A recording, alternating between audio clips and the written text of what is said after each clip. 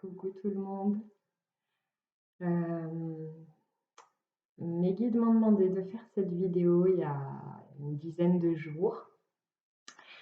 La vidéo s'intitule «Comment reconnaître un portail organique depuis ses propres perceptions intérieures en fait et non depuis des références extérieures, peut-être parfois trop générales ou peut-être pas assez justes selon les personnes et les situations vécues. Donc voilà, c'est important de savoir discerner en soi les énergies avec lesquelles on interagit en termes de, de lieux, d'objets, de personnes, etc. D'être vigilant des énergies avec lesquelles on interagit, avec lesquelles on se nourrit. Et comme il est vrai qu'il y a énormément de portails organiques sur la planète, il y a des situations de vie où il est important de savoir le discerner pour pouvoir s'en préserver. Il y a des situations de vie où, lorsqu'on relationne avec des portails organiques d'une façon plutôt éloignée émotionnellement parlant, je veux dire si on parle d'un collègue, d'une personne qu'on croise de temps en temps, voire même de gens avec qui l'on peut sympathiser, avoir une relation, à la limite, on s'en fiche, entre guillemets. Par contre, c'est un peu plus important de savoir se protéger de certains êtres quand on est dans des relations et des échanges plus ou moins intimes avec eux. Un petit aparté, alors moi, je fais partie des gens qui assimilent totalement les portails organiques aux pervers narcissiques. Je sais que ça peut faire réagir certaines personnes que j'exprime ça. Euh, Chacun son point de vue, hein, chacun ses perceptions. Voilà, je vous partage simplement les miennes, qui évidemment ne sont pas une vérité absolue.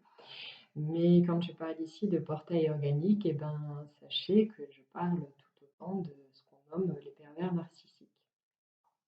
Alors juste avant de vous faire ce petit partage, j'ai noté en 7 points, très spontanément et simplement comme ça m'est venu, 7 points pour pouvoir reconnaître, discerner lorsqu'on est face à un portail organique.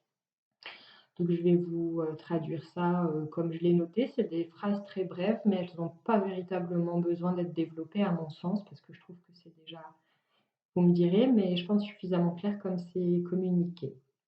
Donc dans ce que je vous traduis là, ces 7 points, on est bien d'accord que c'est vraiment dans un but de vous aider à vous repérer vous-même à travers vos propres perceptions et sensations en fait, hein. C'est là aussi, c'est pas du tout des vérités absolues que je peux vous dire, hein. Donc le premier point, c'est quand la personne en face de nous nous inspire des sentiments et des émotions contradictoires. Si on se sent en parallèle dans des émotions et des sentiments du genre peur, haine, colère, malaise, et en parallèle, à un autre moment, on peut sentir dans des émotions et des sentiments d'amour, de confiance, de joie avec la même personne. Et si ça revient régulièrement, ce mélange d'émotions, et ben, ça peut être une des pistes. Évidemment, c'est important de prendre tout en compte dans ce que je vous traduis. Il est certain que si au sein de certaines relations que vous vivez, vous reconnaissez peut-être une personne ou vous-même dans l'interaction seulement dans un ou deux points, ça ne veut pas dire que la personne en face de vous est un portail organique. Deuxième point, on n'arrive pas forcément à cerner qui on a en face de nous. Et ça relie un peu le premier point où la personne va nous inspirer des émotions contradictoires. Parce que tour à tour, selon le masque qu'elle va porter, et bien du coup, les énergies qu'elle va rayonner autour d'elle seront aussi différentes. Et donc, on a du mal à cerner la personne. C'est-à-dire que tour à tour, on peut se dire mais c'est un ange, et parfois le lendemain se dire mais c'est un diable, et ne pas savoir.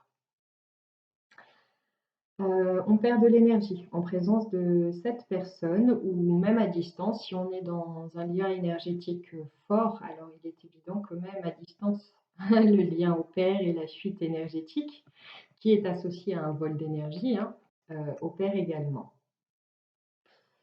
4e point, la personne nous semble vide d'émotion, d'élan de vie ou d'ancrage, de présence réelle au monde. C'est ça.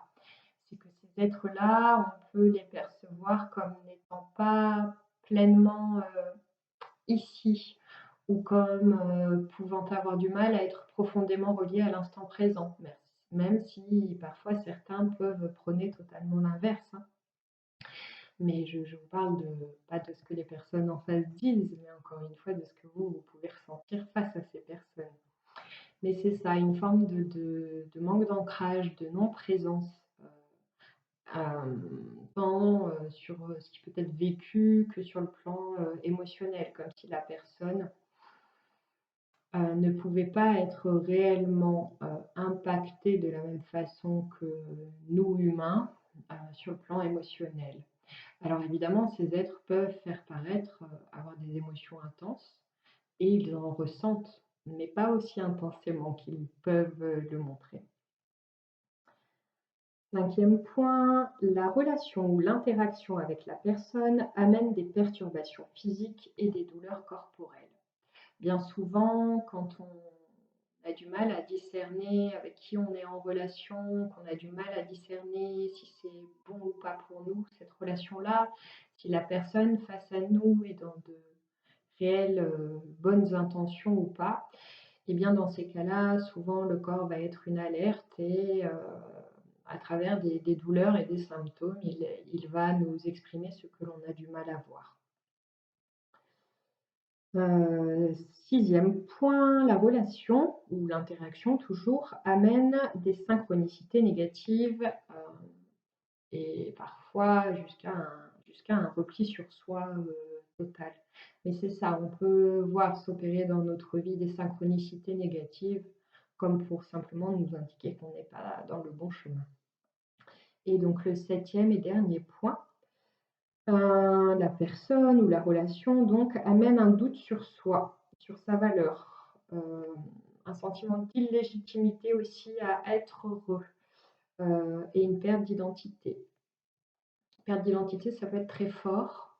Ça vient en parallèle du doute de soi, de sa valeur, et petit à petit, ça entraîne une perte d'identité puisque le portail organique va en fait vouloir siphonner notre identité, pas seulement notre énergie, c'est tout notre être en fait qu'il voudrait pouvoir avaler.